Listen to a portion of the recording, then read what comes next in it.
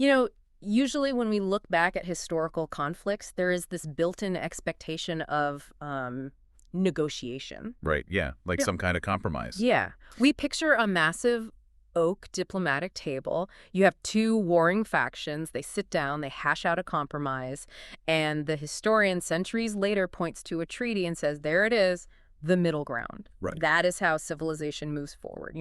Concessions on both sides. It is expected. We just assume rational actors are going to find some mutual benefit. Or sure, because that reciprocity is comforting to us. I mean, we like things to be balanced. It makes the world feel manageable, predictable. Totally. A sovereign gives a little, a rebel gives a little, and they find a way to coexist. But then you step into the world of the biblical Exodus, and suddenly that diplomatic table is just shattered into a million pieces. Oh, absolutely obliterated. Right. We are looking at a historical landscape that is absolutely unilateral. No negotiation, no middle ground at all. So welcome to Reformed Thinking. Today, we are taking a deep dive into a staggering historical and theological collision documented in Exodus 4.2123. It is an intense passage. It really is. We are analyzing two rigorous expository treatises detailing the intense conflict between human autonomy and divine dominion. And I want to speak directly to you, the listener, right from the start. Set the stage for them. Yeah. We are going to frame this conversation around a concept that aggressively confronts the modern mindset. We are talking about a God who claims absolute unyielding authority over the human will. A God who famously declares, I will harden his heart. Which is a tough pill to swallow for a lot of people today. For sure. So I want to challenge you to set aside modern sentimentalities about a therapeutic, consumer-driven deity and confront the historical reality of the sovereign God of the Exodus. And just to lay our cards on the table before we get into the heavy lifting, the texts we are analyzing today step on a lot of modern cultural and political landmines. Oh, big time. Yeah. So our goal here is not to preach a specific theology to you or take a side on the cultural controversies the authors bring up. Right. We are just the messengers today. Precisely. We are holding up a mirror to these incredibly intense, historically debated texts to see what they are actually claiming. We want to objectively report the arguments made by the scholars who wrote these treatises so you can understand the historical and theological weight for yourself. So if we're going to understand the strategy behind God's instructions to Moses, we first have to understand the massive, intimidating stage Moses is walking onto. The context is everything here. It really is. The sheer scale of the opposition is what makes the divine strategy make sense. When I was reading through the material, the historical timeline struck me. When are we talking about, historically? Well, based on the internal biblical chronology cited in the material, specifically cross-referencing 1 Kings 6.1 and Judges 11.26, we are placing the Exodus early, around 1446 BC. Okay, so 1446 BC. Yeah, that puts us right in the middle of the 15th century BC. So we are not talking about some primitive, disorganized kingdom that... Oh, not at all. Egypt is at its absolute zenith during this period. Like peak superpower status. Spot on. We're looking at the mid-18th dynasty, likely during the reign of Amenhotep II or his predecessor Thutmose III. This is a highly sophisticated, militarily dominant superpower. Just massive. Yeah, just picture the sheer geography of it. Yeah. Its borders stretched all the way from the Euphrates River in the north down to the deep reaches of Nubia in the south. Wow. They had unparalleled wealth, massive chariotry divisions, a highly trained standing army, and monumental architecture that still baffles engineers today. And the man sitting at the top of that system is not just a politician. I mean, he is not a prime minister or president who worries about approval ratings or midterm elections. Precisely. The Egyptian king was worshipped as Nefer. A Nefer. Yeah, which translates to the good god. He was considered the living incarnation of the falcon god Horus. So he is literally viewed as divine by his people. Absolutely. His entire role was to be the guarantor of cosmic order, a concept the Egyptians called Ma'at. Okay, unpack that a bit. Ma'at was not just a philosophy. It was the gravity that held their universe together. Truth, justice, and cosmic balance were all bound up in the person of the king. So it is not just civil law, it is the fabric of reality for them. Yes. To defy the king was to defy the entire cosmic pantheon of Egypt. It was a localized apocalypse to even question his authority. Which makes the backdrop of this whole confrontation so wild to me. For 4 centuries, the Hebrews have been in brutal bondage under the system, but this was not an accidental detour in history, right? No, not at all. The text points back to Genesis 15.13-14, where God decrees to Abraham that his offspring would be afflicted in a foreign land for 400 years, but that God would bring judgment on that nation and bring his people out. Right. So the 400 years of slavery were actually a precise fulfillment of a sovereign roadmap. That is a staggering reality to sit with. The oppression was written into the decrees centuries before it happened. The operational phase of that ancient covenant was now active. Yeah? God is moving on a timeline he established before Moses or the Egyptian king were even born. And here's where the contrast gets so sharp. Look at the geography of visible strength versus divine election.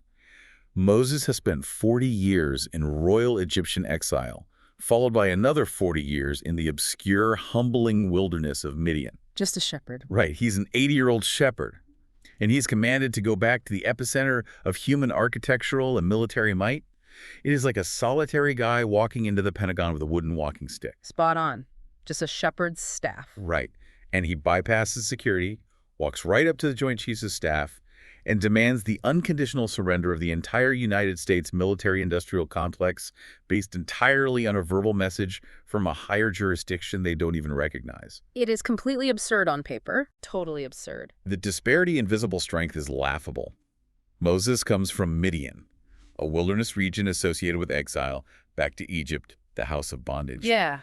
The deliverer is sent from outside the centers of visible might, because God intends to shame the proud by using the weakest possible instruments. The shepherd's staff in Moses' hand is going to dismantle the greatest empire on earth. But because it is so absurd on paper, you logically have to look at how Moses was equipped for this mission. I mean, you can't just send a guy with a stick and no backup. Right. He needed preparation. And that happens at the burning bush in Horeb.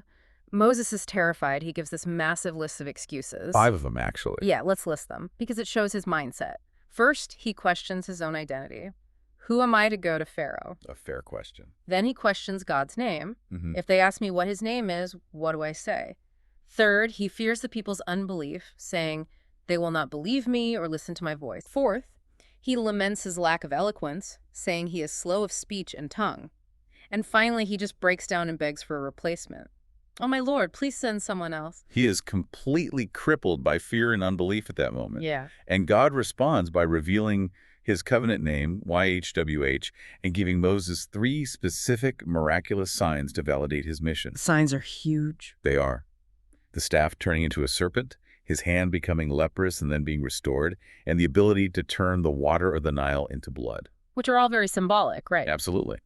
These signs announce that the Lord rules creation, disease, and Egypt's most sacred river.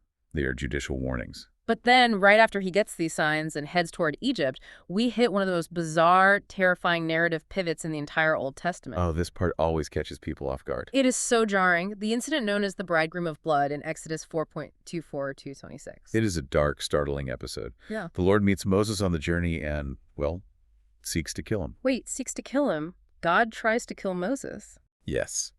Moses' wife, Zipporah, intervenes by circumcising their son and casting the foreskin at Moses' feet, saving his life.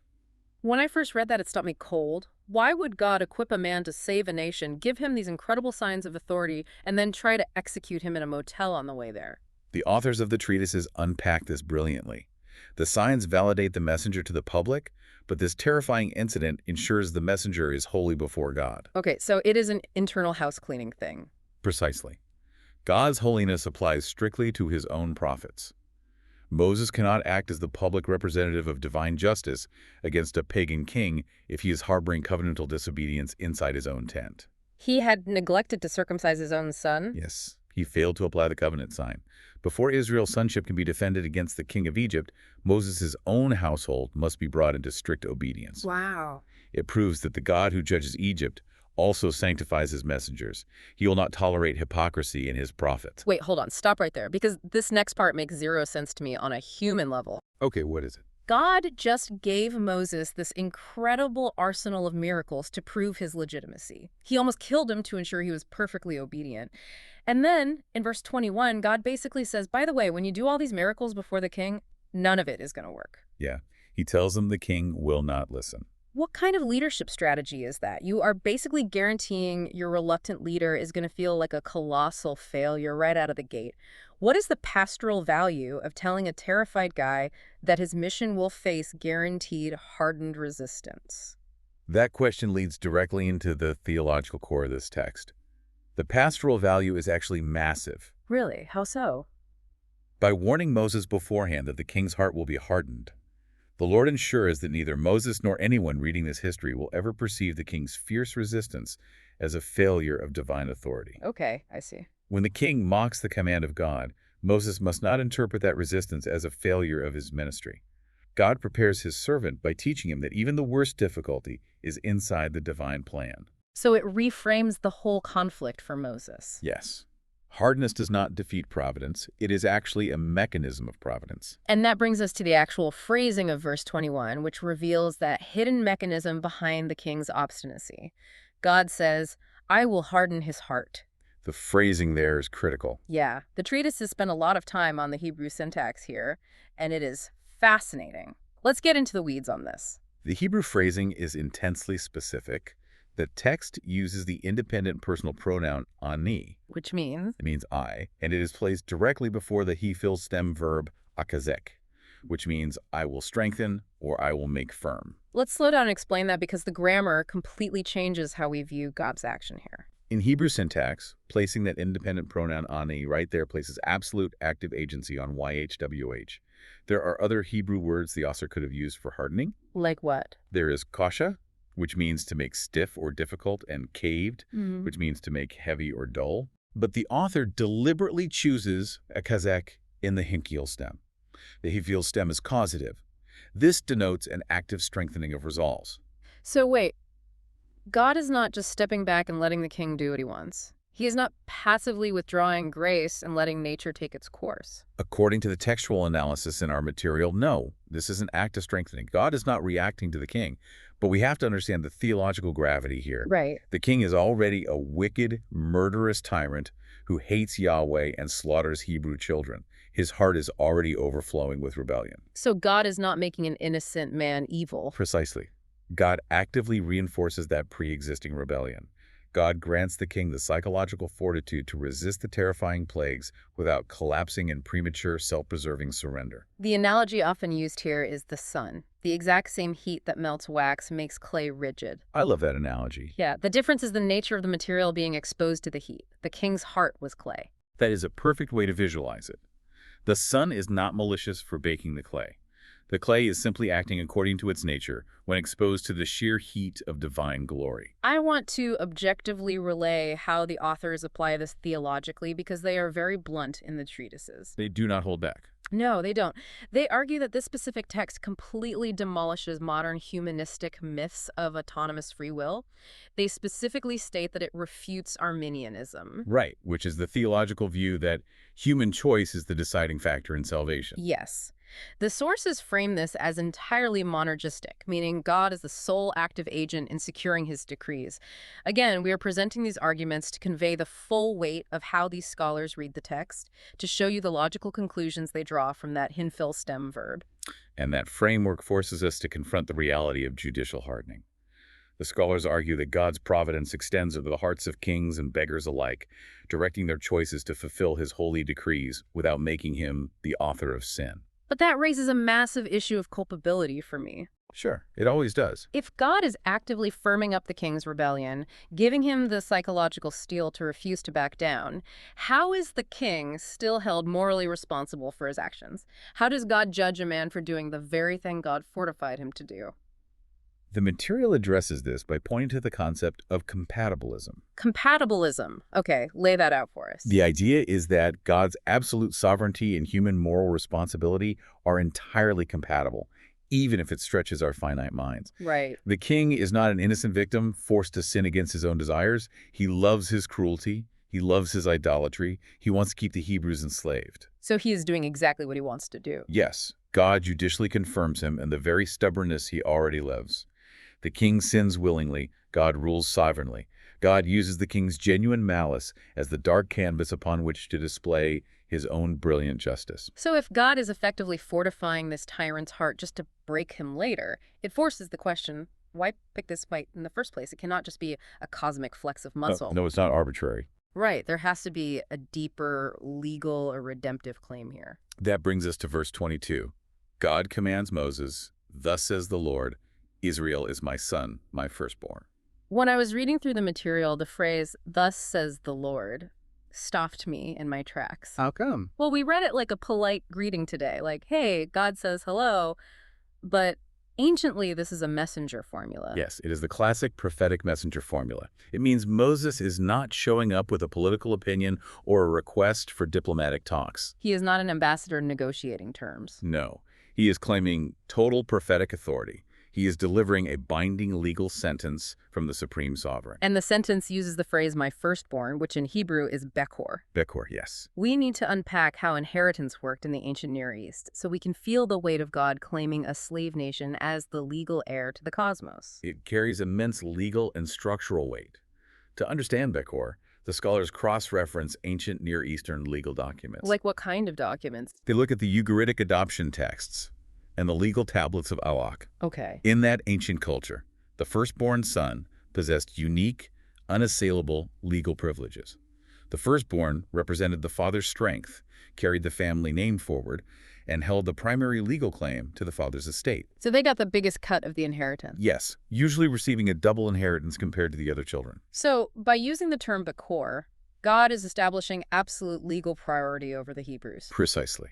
The Egyptian king claims the Hebrews as his property, his slave labor, but Yahweh asserts a higher, prior legal claim. He is telling the most dominant monarch on earth that this bruised, beaten slave nation actually holds absolute legal and redemptive priority. And what blows my mind is that this sonship is declared before Mount Sinai, before the Ten Commandments, before the tabernacle. That is a critical observation. It changes everything. It does. Israel is declared God's firstborn son before the giving of the law. This sonship is based entirely on unmerited grace, not moral performance or law-keeping. Right, they had not done anything to earn it yet. Nothing. God places his name and his love upon Israel before Israel has shown itself to be strong, pure, or obedient. Let's build out an analogy here. The king treating Israel as a disposable labor force is like a rogue tenant squatting in a royal estate. Right, and not just squatting on the land. Yeah, exactly. The squatter finds the king's actual beloved heir walking the grounds and forces the crown prince into slavery. That is a brilliant way to put it. Thanks. It is not just an economic dispute over labor. It is a direct, illegal, treasonous assault on the divine household. The squatter is claiming ownership of the heir. And because Israel is the legal heir, they must be released. The squatter has to let the prince go. However, as the analysis points out, this release is not a blank check for autonomy. No, it is definitely not. It carries a highly specific demand. Right. In verse 23a, God says, let my son go that he may worship me.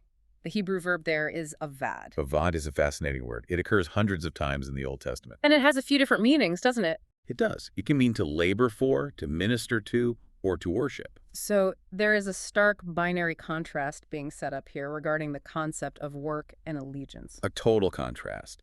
In Egypt, the Hebrews are forced to avad the king through grueling slave labor in mortar and brick. Just brutal, back-breaking work. Yes. But Yahweh demands that they be released so they can evade him in holy worship in the wilderness. The biblical definition of freedom is radically different from the modern secular definition. It really is. In this text, freedom is not self-determination. It is not the ability to write your own rules. It is a transfer of allegiance from a cruel, idolatrous tyrant to the joyful worship of the Creator. And the material uses this point to extrapolate on our current cultural moment. They pull some very interesting contemporary data here. They do. The author cites some intense statistics to illustrate the modern cultural mirror of the Egyptian king's defiance. They bring in data from the 2026 Arizona Christian University Cultural Research Center. What did that show again? It showed that only 4% of American adults currently hold a biblical worldview. 4%. That is staggering. Just 4%. And they also cite 2026 Pew Research data showing that 68% of Americans believe morality is entirely decoupled from belief in God. The authors argue that this decoupling of morality from the Creator is the exact mirror image of the king's defiant cry, "Who is Yahweh that I should obey his voice?" Wow. It is a society systematically hardening its heart against sovereign authority. Now, to remain objective, we must report how the authors apply this critique to the modern church because they are very pointed. Yes, they name specific movements. They do. The treatise argues vehemently against several modern frameworks, specifically calling out the prosperity gospel, critical race theory, and social justice movements. And their critique is based on how those movements define liberation, right? Spot on. The authors argue that these frameworks seek secular liberation, political autonomy, or material gain, rather than regeneration and holy submission. They claim these movements mimic the world's false definition of freedom. Because they desire liberation from consequences rather than joyful submission to a holy God. Right. They are essentially arguing that wanting the benefits of the Exodus without the demand to evade, to worship, and obey God in the wilderness is a false gospel. Which forces a really tough question for you, the listener. It really does. Think about this for a second. In a society that treats personal choice and self-definition as the highest possible good, how jarring is it to realize that biblical redemption is actually a demand for absolute, exclusive submission to a new master? It flips a whole modern paradigm upside down. We are conditioned to think of freedom as the absence of authority, but this text defines freedom as finding the right authority. That is a massive paradigm shift. Mm. And because the demand for worship is absolute and the refusal has already been decreed by God, the narrative must culminate in the pronouncement of exact, terrifying justice. Verse 23b. God tells Moses to say to the king, "Behold, I will kill your son, your firstborn." The grammar here does not leave any wiggle room. No, it is terrifyingly direct. Tell us about the Hebrew there. The text uses the attention-grabbing particle hina, which means behold, and the active participle hurig, which means killing. So it is not a maybe. Not at all. This highlights immediate, inescapable execution. It is not a vague threat. It is a locked-in judicial sentence. And this is an example of talionic justice, right? I want to spend a minute on this because it shows the terrifying precision of God's judgment. Yes, talionic justice. What does that mean, practically? It is retribution fitting the crime perfectly. The Egyptian king had previously ordered Hebrew newborn sons to be drowned in the Nile. He attacked God's children. So God responds in kind. Exactly. So God targets the king's own dynasty, his strength, and his future. He demands life for life. What stands out to me is how surgical the entire operation is. Oh, it is incredibly calculated. Right. The plagues aren't random natural disasters just thrown at Egypt to cause chaos. There are surgical strikes against the Egyptian pantheon, dismantling their worldview piece by piece. Absolutely. When the Nile turns to blood, it is a direct strike against Hapi, the spirit of the Nile. When the sun goes dark, it is a strike against Ra, the sun god. It culminates in a judgment that perfectly mirrors the king's own cruelty, proving that Yahweh is the true Lord of life and death. And this execution of the firstborn is announced long before the first plague even hits. That advance notice provides total moral clarity. It shows he is not just losing his temper. Precisely. Yeah. It proves the judgment is not a rash escalation or a sudden loss of divine control. It is a calculated, warned response to persistent, murderous rebellion. As the scholars note, a deity who never executes judgment against oppressors is a deity who does not truly cherish his children. Man. The text also traces this massive arc from national Israel directly to Jesus Christ. Let's look at the Christological fulfillment here because it ties the whole Bible together. It is a beautiful connection. National Israel was called the firstborn son, but historically they failed to live up to that title. They did. As the corporate son, Israel failed in the wilderness through grumbling, idolatry, and unbelief. But Jesus is presented in the New Testament as the true, perfect antitype of Israel. The material cites Matthew 2.14, where the gospel writer quotes the prophet Hosea, saying, "Out of Egypt I called my son." Yes, and Matthew applies it directly to the infant Jesus. So Jesus succeeds where the national son failed. Yes. Furthermore, the Apostle Paul in Colossians 1.15 uses the Greek word prototokos, Prototokos. right meaning firstborn of all creation, to describe Christ. This signifies his supreme preeminence and sovereign ownership over all created things. And that brings us to the ultimate parallel, the Passover. The climax of the whole narrative. Yeah. The threat of the death of the firstborn points directly to the substitutionary work of the cross. During the 10th plague in Egypt, the only shelter from the execution of the firstborn was the substitutionary blood of a lamb painted on the doorposts. Which points directly to the cross of Christ. Yes, where divine wrath and divine mercy meet. The ultimate firstborn Son of God took the sentence of death so that his people might be spared. Okay, let's distill the massive theological weight of everything we have covered today. We have seen a text that aggressively asserts that God directs the human heart, firmly sets the rebellious in their obstinacy to magnify his own glory, claims his people by sheer grace, demands exclusive and holy worship, and executes precise, unflinching justice against those who assault his household. It is a text that leaves no room for human boasting. It places all agency, all glory, and all authority squarely in the hands of the Creator. It forces the reader to reckon with a sovereign who reigns without asking permission. Absolutely. Which leaves us with a final, provocative thought. Think about the Egyptian king. He was warned of the precise, devastating cost of his rebellion before a single drop of water turned to blood. He knew the stakes. He had all the information. Right. Yet, firmed up in his own stubborn malice, he still tightened his grip on his perceived sovereignty. You, listening right now, hold the complete historical record. You have the finished work of the cross in your hands. So the question is, what private kingdom or illusion of self-determination are you holding on to so tightly that you would risk the exact same fate?